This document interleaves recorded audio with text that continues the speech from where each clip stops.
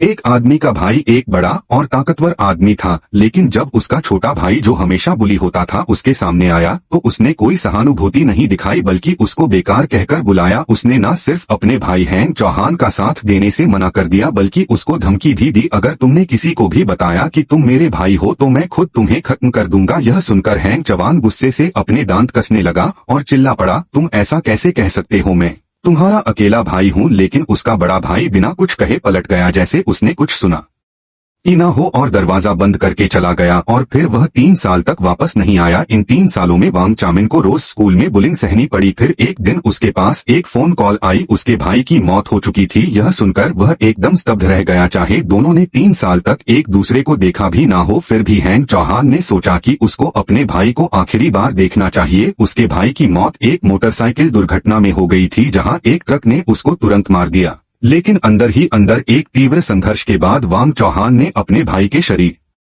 को छोड़ने का फैसला कर लिया। उसके हिसाब से एक ऐसे इंसान का अंतिम संस्कार करने का क्या फायदा जो शायद वैसे भी सबके लिए एक घटिया आदमी था। उससे बेहतर तो यह होता कि वह अपने लिए कुछ खाना ले लेता। जैसे ही हैंग चौहान वहां से जा रहा था, एक कर्मचारी ने उसको रोका और एक पैकेज दिया। उसने कहा, कम से कम यह तो ले लो। मुझे पता है तुम शरीर का दावा नहीं कर रहे क्योंकि तुम वहन नहीं कर सकते हैं ना, मैं तो भूल ही गया ये उसके दुर्घटना स्थल से मिले कुछ निजी सामान है। वांग चौहान ने पैकेज लिया और एक कोने में बैठ गया। उसका मन तूफान की तरह चल रहा था। उसने कभी सोचा भी नहीं था कि उसका लापरवाह भाई ऐसे मरेगा। अब वह सच में अकेला रह गया था। यह सोचकर उसकी आंखों से आंसू बहने लगे। तभी पैकेज के अंदर एक फोन बजने लगा। हैंग चौहान ने फोन उठाया। वह चल रहा था और उस पर एक पहला मैसेज आया, बॉस राष्ट्रव्यापी घूमना कैसा चल रहा है। लेकिन जब हैंग चामिन ने मैसेज को ध्यान से पढ़ने के लिए खोलने की कोशिश की तो उसको पता चला कि फोन पासवर्ड प्रोटेक्टेड है। शुरू में उसने बस मजाक में एक यूनिवर्सल जेस्चर पासवर्ड डालना ट्राई किया और अचानक रूप से फोन अनलॉक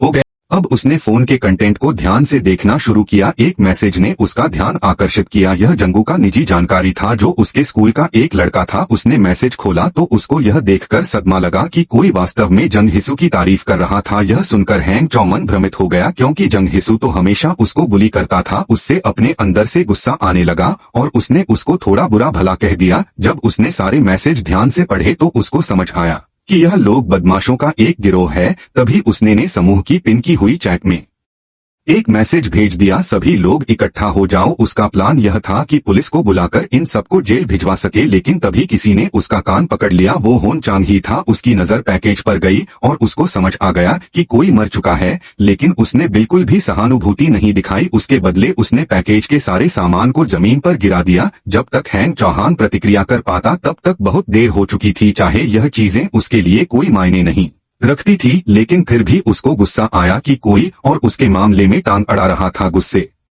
में उसने होन चांग हेई पर हमला कर दिया। उसने होन चांग हेई को जमीन पर गिरा दिया। लेकिन यही खत्म नहीं हुआ। जैसे ही होन चांग ही उठने की कोशिश कर रहा था, हैंग चौहान ने उसके मुंह पर एक जोर का मुक्का मार दिया। चाहे वह खुद भी घायल हो चुका था क्योंकि वह भी एक ऊंची जगह से गिर गया था, लेकिन उसने अपने दर्द की परवाह किए बिना होन चांग ही पर लगातार हमला करता रहा। तभी जंगू ने हैंग चौहान के मुंह पर एक जोर का मुक्का मारा। हैंग चौहान हवा में उछल गया। जंगू गुस्से से बोला, यह क्या हो रहा है यहाँ? मैं बस 1 मिनट के लिए सुविधा तोड़ गया था और हैंग चौहान तू खून से लथपथ क्यों है? होन चांग हे चिल्ला पड़ा, यह मुझे बिना चेतावनी दिए नीचे धकेल दिया। जंगू गुस्से से बोला, यह तो हद से बाहर है। अब हमें भी इसको ढंग से मारना चाहिए। क्या यह कानून तोड़ना नहीं है? यह सुनकर जंगीसू ने एक शैतानी हंसी दी, लेकिन वांग चामिन ने अपनी चोटों को नजरअंदाज किया और खड़ा हो गया। उसका सिर्फ एक ही मकसद था, भागना। लेकिन जांगू ने उसे आसानी से जाने देने का कोई इरादा नहीं रखा। जैसे ही वह हैंग चौहान के पीछे भागने वाला था, अचानक एक जोर का मुक्का पड़ा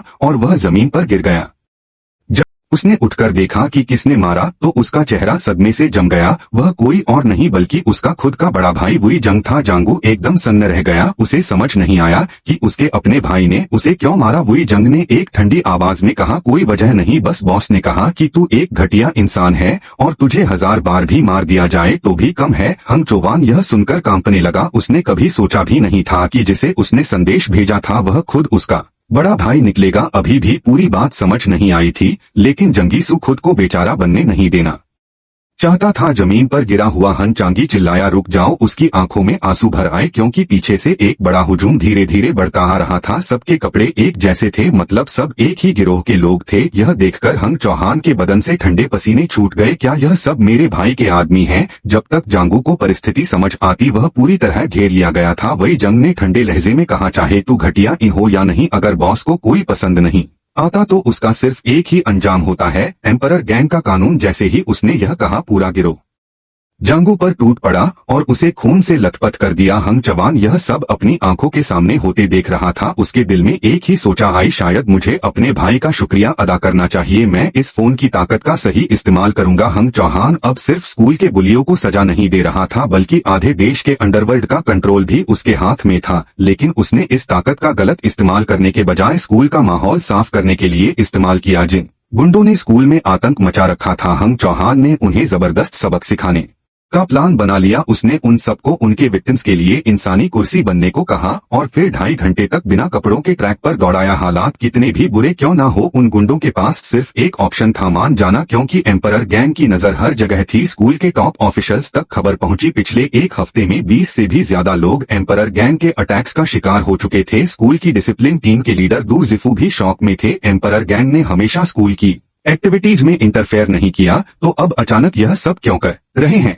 एक स्टूडेंट ने डाउट एक्सप्रेस किया, शायद किसी ने एम्परर गैंग को पैसे देकर लोगों को पीटने के लिए बुलाया है। लेकिन अगर गैंग सच में स्कूल पर राज करना चाहता तो उन्हें 3rd ईयर स्टूडेंट्स को टारगेट करना चाहिए था, पर वह सिर्फ फर्स्ट ईयर्स को ही मार रहे थे। तो यह एक पर्सनल दुश्मनी लग रही है। अगर ऐसा है तो हमें उस डेयरिंग फर्स्ट ईयर को ढूंढना होगा। चिंता मत कर, मैं भी यही सोच रहा था। अगली सुबह स्कूल एडमिनिस्ट्रेशन ने सभी सस्पेक्ट्स को एक जगह इकट्ठा कर लिया। उनका एक ही मकसद था, स्कूल में हो रहे अटैक्स के पीछे का असली मास्टरमाइंड कौन है। गमनो जो टीम का लीडर था सीधा पॉइंट पर आया, हम यहाँ उस असली गुनहगार को ढूंढने आए हैं जो इन सब अटैक्स का जिम्मेदार है, और मुझे पूरा यकीन है कि वह तुम सब में से ही कोई है। हंग चौहान का दिल जोर जोर से धड़कने लगा। इन्होंने इतनी जल्दी सस्पेक्ट्स की लिस्ट इतनी छोटी कैसे कर दी? दू मीन झू जो अब तक चुप था, उसके चेहरे पर हल्की सी मुस्कुराहट आई। असली गुण यही सोच रहा होगा कि हमें यह कैसे पता चला। सही ना, असलियत में यह सिर्फ एक ब्लफ था। उनके पास कोई सॉलिड प्रूफ नहीं था, वह सिर्फ एक चाल चल रहे थे।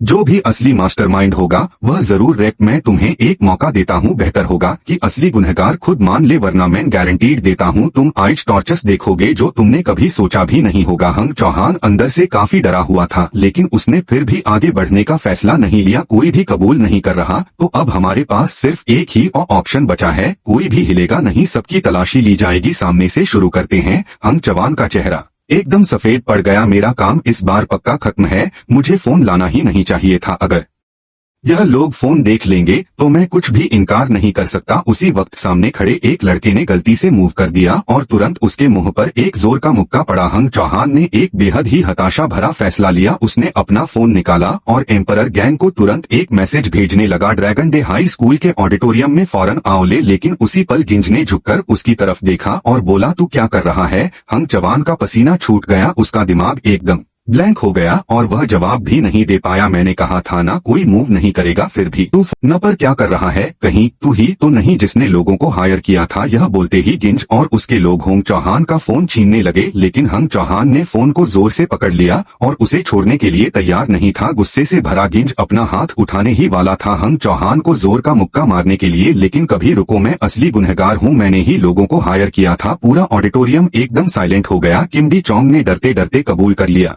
गिंज ने अपना हाथ नीचे किया और धीरे धीरे किम डोंग चोंग के पास गया। तूने यह सब किया? किम डोंग चंग ने तुरंत घुटनों पर बैठकर कहा, हाँ मैंने ही एम्परर गैंग को हायर किया था, क्योंकि मुझे उन बुली लड़कों से नफरत थी जो मुझे हमेशा तंग करते थे। गुमिन एक सेकंड के लिए रुक गया, उसने अब तक गैंग का नाम भी नहीं लिया था। तो फिर इस लड़के को कैसे पता चला कि अटैकर्स एम्परर गैंग के थे? क्या यह सच में मास्टरमाइंड हो सकता है? लेकिन फिर गुमिन को एक अजीब सा एहसास हुआ। उसने तुरंत पीछे मुड़कर हंग चौहान का फोन छीन लिया। पासकोड बता।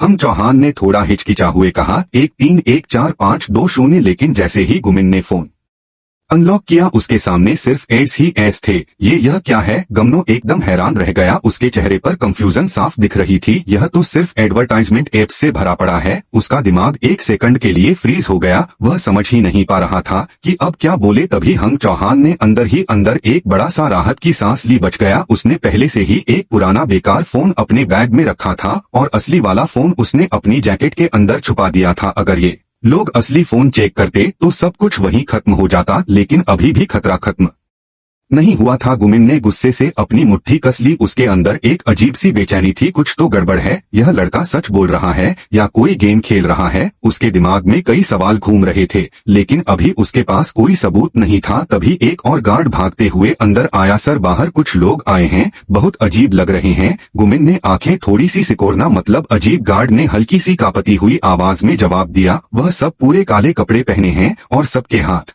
में ग्लव्स भी हैं। जब यह सुना तो ऑडिटोरियम में एकदम सन्नाटा छा गया। हंग चौहान का दिल एकदम से तेज धड़कने लगा। क्या एम्परर गैंग सच में आ गया? गुमिन एक पल के लिए सोच में पड़ गया, फिर उसने फोन हैंग चौहान को वापस कर दिया। तब तक उसके आदमियों ने किम डोंग का फोन भी चेक कर लिया था। इसके फोन में तो कुछ भी नहीं है। किम डोंग ने तुरंत जवाब दिया, मुझे डर था कि कोई पकड़ लेगा, इसलिए मैंने पहले ही सारी चैट डिलीट कर दी। गुमिन को उस पर कोई शक नहीं हुआ। इतने बड़े मामले में कोई झूठ क्यों बोलेगा? जरूर यह डर के मारे कबूल कर गया। उसने अंदर ही अंदर सोचा, अगर यह केस मैं सॉल्व कर लेता हूँ तो डू जेनो मुझसे और ज्यादा इम्प्रेस हो जाएगा और फिर मैं विलेंस लोगों को अपनी मर्जी से कंट्रोल कर सकता हूँ। यह सोचकर गुमिन ने किम डोंग के पेट में जोरदार मुक्का मारा। उम्मीद है तू इसके लिए तैयार था। फिर उसने बाकी सबसे कहा, बाकी सब यहाँ से निकल जाओ। हैंग चौहान भी जाने लगा, लेकिन जाते जाते उसने पीछे मुड़कर एक बार देखा। उसके दिमाग में बस एक ही सवाल था, किम डोंग ने खुद पर झूठा इल्जाम क्यों लिया? और सबसे बड़ी बात, उसे कैसे पता चला कि यह सब एम्परर गैंग का काम था? यह दबा कुचला लड़का सिर्फ एक आम स्टूडेंट नहीं था, बल्कि उसका भाई एक खतरनाक गैंगस्टर था। सिर्फ एक गैंग का लीडर ही नहीं, बल्कि वह ऐसा इंसान था जिससे दूसरे गैंगस्टर भी डरते थे। सिर्फ एक आदेश पर वह किसी को भी दुनिया से गायब कर सकता था। लेकिन एक दिन उसकी मौत एक कार एक्सीडेंट में हो गई और उसका फोन अब उसके छोटे भाई किम डोंग के पास था। हैंग चौहान ने उस फोन का इस्तेमाल स्कूल में सुधार लाने के लिए किया, लेकिन उसकी वजह से उसके दोस्त को बुरी तरह पीटा गया। स्कूल एडमिनिस्ट्रेशन को शक था कि किसी ने बाहर से गुंडे बुलाए हैं, इसलिए उन्होंने सभी संदिग्धों को इकट्ठा किया और उनके फोन चैट रिकॉर्ड चेक करने लगे। जैसे ही हैंग चौहान का नंबर आने वाला था, किम डोंग ने तुरंत एक झूठी कहानी बना ली और सारी जिम्मेदारी खुद पर ले ली। उसने झूठ क्यों बोला? क्योंकि उसने कुछ ऐसा देख लिया था जिसकी उसने कभी कल्पना भी नहीं की थी। हैंग चौहान एक पल के लिए शर्मिंदा हो गया। उसने सोचा, मुझे अब और भी ज्यादा सतर्क रहना पड़ेगा, चाहे मैं खुद से भी बात कर रहा हूँ, लेकिन जो भी हो यह सब मेरी ही गलती थी। किम डोंग ने हैंग चौहान की तरफ देखा और हल्के से मुस्कुराया, टेंशन मत ले, मुझे कोई फर्क नहीं पड़ता। जब पूरा स्कूल मेरा मजाक बना रहा था तब सिर्फ तू ही था जो मेरी मदद के लिए खड़ा हुआ। शायद तुझे याद भी ना हो, लेकिन मैं यह कभी नहीं भूल सकता। फिर उसने हल्की हंसी के साथ कहा, और जिस दिन क्वान दुवान पूरी तरह पागल हो गया था, मुझे पता है कि ऐसा महसूस करना गलत था, पर सच कहूँ तो मैं अंदर से बहुत खुश था, इसलिए तुझे मुझसे माफी मांगने की जरूरत नहीं है। अब जल्दी से चला जा। उन्होंने कहा है कि मुझे यहीं रुकना होगा। स्कूल के बाद वह मुझे किसी डी जिफू नाम के आदमी से मिलवाने ले जाएंगे, लेकिन वह मुझे मार तो नहीं देंगे। सही पर है। चौहान को इस बात पर यकीन नहीं था। वह सिर्फ चुपचाप किम डोंग के पास गया, उसके हाथों से टेप हटाया और धीमे से बोला, तुझे कोई गिल्टी फील करने की जरूरत नहीं है। इन गंदे लोगों को सबक सिखाना यह ना सिर्फ सही है बल्कि बहुत मजेदार भी। उसी तरह एंजॉय कर जैसे यह लोग हमें परेशान करने में करते हैं। उसने अपने दांत भी छुए कहा, हंस, एंजॉय कर, इन्हें भी वैसा ही महसूस होना चाहिए जैसा यह हमें महसूस कराते थे। लेकिन फिर भी वह मुझे स्कूल के बाद लेने तो जरूर आएंगे, इसकी चिंता मत कर, तू बस शो देखने के लिए तैयार रह। उसी वक्त एक क्लासरूम में क्लास में 40 बच्चे थे, जिनमें से 39 अपने डेस्क पर सिर रखकर सो रहे थे। तभी पीछे का दरवाजा हल्के से खुला, एक गैंग अंदर आया और उन्होंने एक लड़के को उठाकर धीमे से पूछा, थर्ड ईयर क्लास 4 का गुमिन कहाँ है? लड़के ने डरते हुए इशारा किया और अगले ही पल उन्होंने गुमिन को चारों तरफ से घेर लिया। पूरी क्लास सन्न रह गई। उनमें से एक लड़के ने फायर एक्सटिंग्विशर उठाया और गुमिन के सिर पर जोर से दे मारा, धड़ाम। असल में यह सब हैंग चौहान का प्लान था। उसने एम्परर गैंग को एक मैसेज भेजा था, ड्रैगन डे हाई स्कूल के गुमिन को अभी निपटा दो। गुमिन के आदमियों ने जब यह देखा तो एक गुंडे ने आगे बढ़ने की कोशिश की पर एक जोरदार मुक्का सीधा उसके माथे पर पड़ा और वह वहीं जमीन पर गिर पड़ा। पूरी क्लास सांस भी नहीं ले पा रही थी। लाल बालों वाला लड़का गुस्से से सबकी तरफ घूरा और धीमे से बोला, जो भी बीच में आएगा वह अगला मरने वाला होगा। और इतना कहकर वह गैंग के साथ वापस जुड़ गया। तो दोस्तों, आज के लिए इतना ही। मिलते हैं अगले एपिसोड में।